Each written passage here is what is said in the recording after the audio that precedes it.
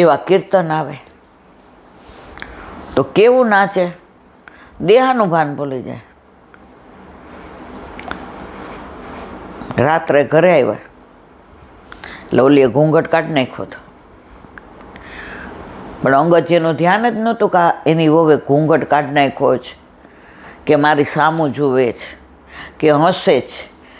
એ તો જે ઓલા ધોળ ગવાતા હતા ને એની અંદર એવા તન્મય હતા કે આ એ ગણગણ કરતા જ આવતા હતા. આપણે તમે જોજો ઘણીવાર સવારે જે ધોળ કોકે ગાયું હોય કે આપણે ગાતા હોઈએ, આખો દિવસ એ આપણા મનમાં.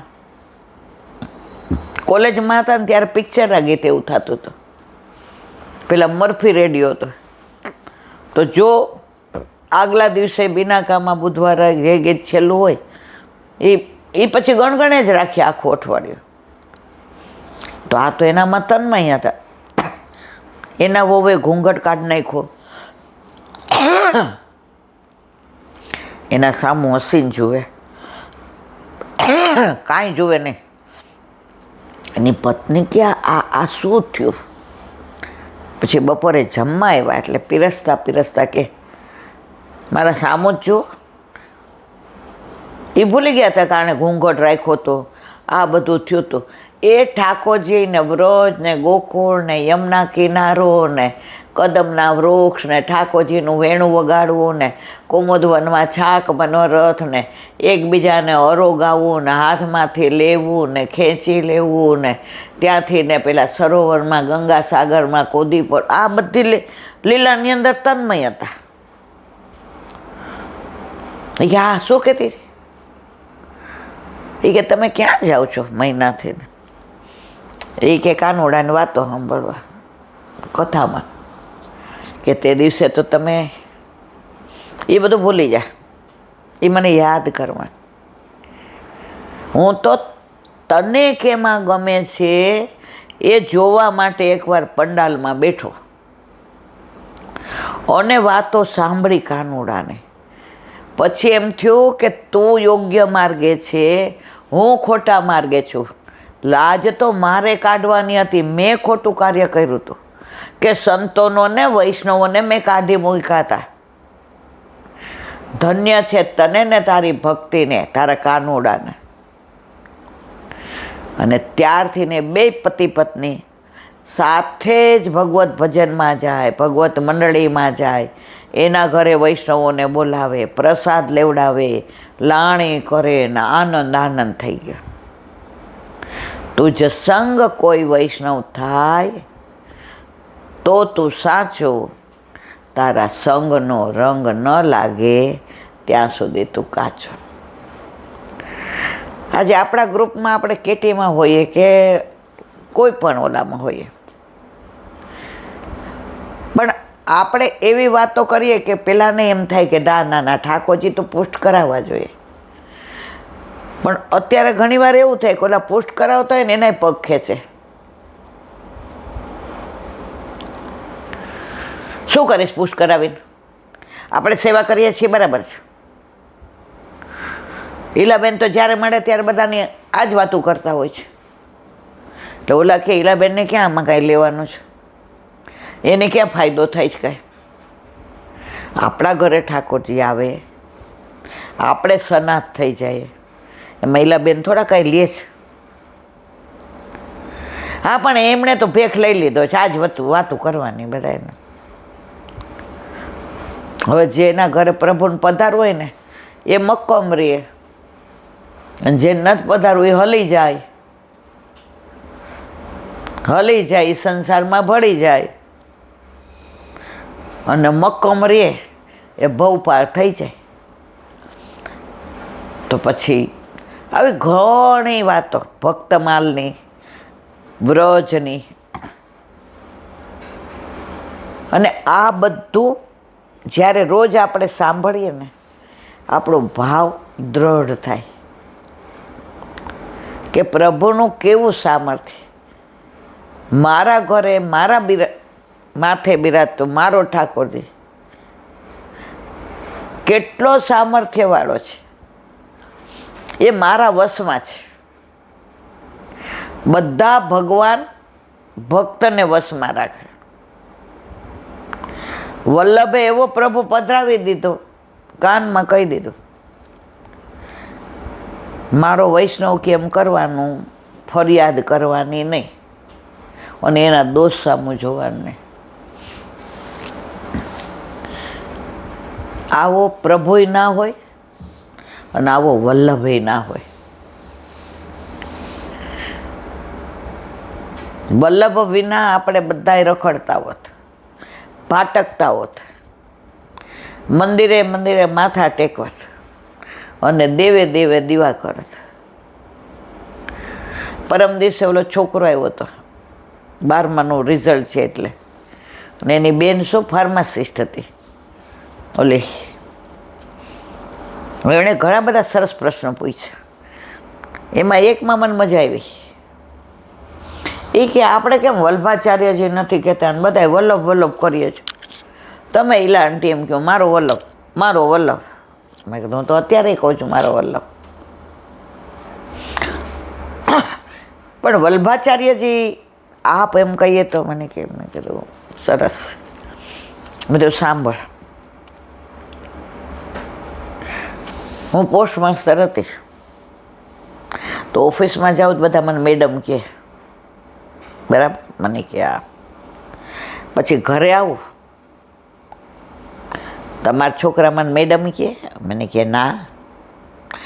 મેં તાર દાદા મને શું કહે? એ કહે તો જે નામ હોય એ. મેં ના, પછી હું એમ કહું મને મેડમ જ કહ્યું. મેં તો મને મેડમ ગમે કે મારા છોકરા મને મમ્મી કહે ગમે? દાદા મારું નામ લે ગમે કે મેડમ કહે? તો મેં તો વલ્ભાચાર્ય જે છે એ આખી દુનિયા માટે આચાર્ય છે. વલ્લભ એટલે પ્રિય, આપણા બધાના પ્રિય. તો આપણા બધાના પ્રિય છે તો આપણા મોઢામાંથી એ જ નીકળે છે, વલ્લભ.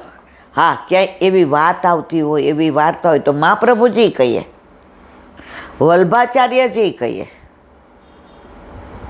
પણ વાલમાં તો આપણાથી વલ્લભ જ બોલાઈ જાય. મેં કીધું તો હમણાં એન્જિનિયર થઈ જઈશ અને ઓફિસમાં તને બધા સર સર કરે, પછી ઘરે આવે તો આ તારી બેન તને સર કહે? મને હે ના. મેં તાર મમ્મી શું કે? એ કહે તો. મેં કીધું તો પછી એવું છે બેટા, આપણે બધા વલ્લભના ઘરના છીએ. પછી એને મજા આવી. પણ નાના નાનાઓને અત્યારે બહુ જ કૃષ્ણ. હવે 10મામાં તો ત્યારનો આવે છે, અમારા ઘર ઠાકોરજી ક્યારે આવશે? હવે મમ્મી ટાઈમમાં થાય, બેન ટાઈમમાં થાય, એના પપ્પા જોબ એવી કરે, સવારે નીકળી જાય, રાત્રે આવે, આને સવારે 7:15 સ્કૂલ, એટલે 6:30 નહીં. એટલે મેં કીધું તું અત્યારે ભાવ કર, તાપ કર, પ્રભુને તારા ઘરે પધારવું જ છે. તારા મમ્મીને એટલો ભાવ છે, પપ્પાને, તારી બેનને, તને. પણ યોગ્ય કેરી છે ને, તમે આમ જેવો મોર આવે ને તરત ન કહેવાય મોર તોડાય. મને કે ના. મેં તું કાચી કેરી હોય તો ખાટી લાગે ને? મને કે હા. આવે ને તરત પકવીએ તો કાર્બોરેટથી પકવીએ તો બીમાર પડાય? મને કે હા. મેં કીધું કેરી પછી પાકીને પડે એ કેવી હોય? હા, એ લાંટે. મેં કીધું તો બસ બેટા, તું થોડી રાહ જો, તો અત્યારે ઉતાળા કરીને પુશ કરાવી લે. હવે તારે સ્કૂલ શાળા છે, તારા મમ્મીને ટાઈમનું આ બધાનું સાચવવાનું. હજી તારી મમ્મી નાની છે, બેન છે. રોજ મનમાં વિચાર કર કે મારા પ્રભુ પધારશે ત્યારે આમ કરીશ, મારા પ્રભુ પધારશે ત્યારે આમ કરીશ. ઠાકોરજી પધારશે, પધારશે, પધારશે. તાર ચિંતા કરવાની જરૂર નથી. બોલો વલ્લભાધીશ.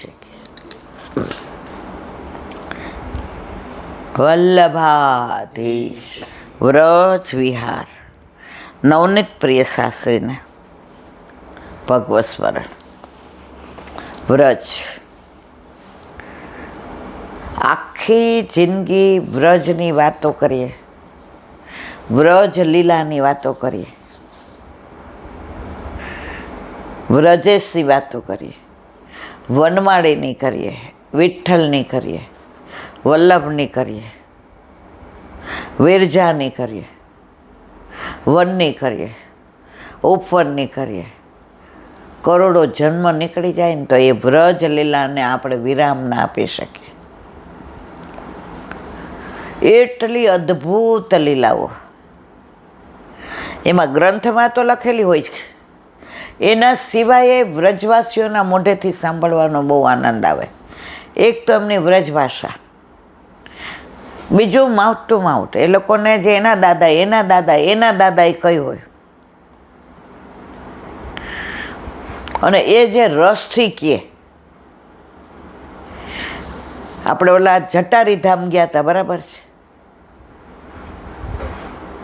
ભલે એ ગોડિયાનું છે પણ વ્રજ તો ખરું. તો મેં ને તમે ને આપણી સાથે કેટલા બધા કોઈએ જોયું નહોતું, ઇવન તો નામ બી નહોતું સાંભળ્યું, અને આપણા ડ્રાઈવર વ્રજવાસી હતો. જેવા નીકળ્યા કામ બંધથી, ઇલાંટી નવી જગ્યાએ જવું જ વહેલું છે, હા ભાઈ લઈ જા ને.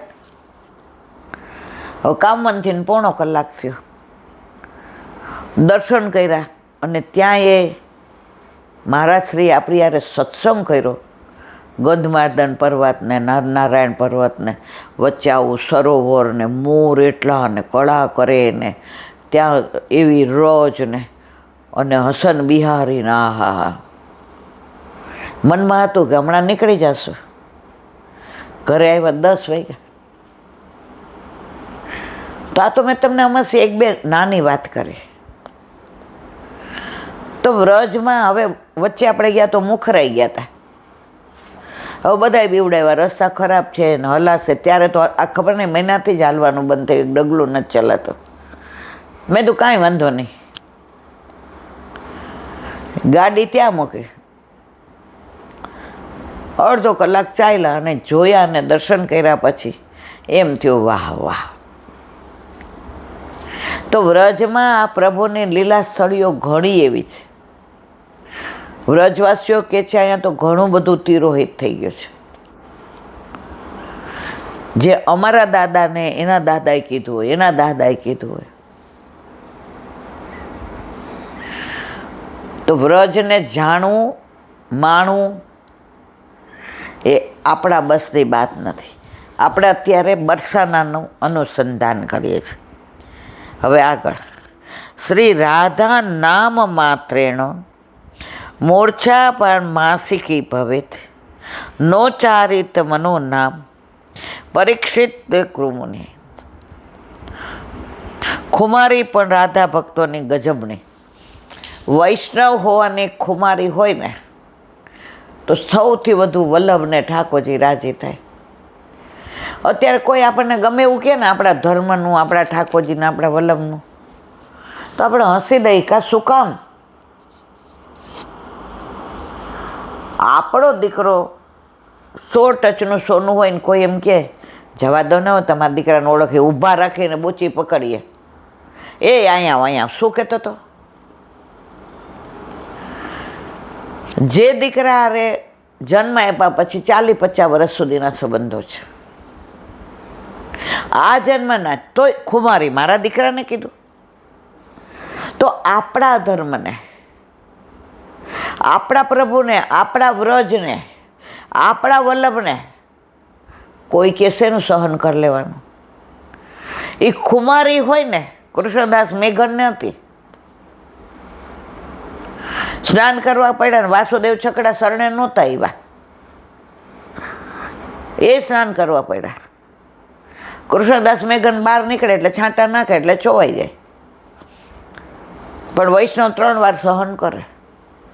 બીજી વાર પડ્યા, બીજી વાર છાંટા નાખ્યા, ત્રીજી વારે કૃષ્ણદાસ મેઘન 35 રતલના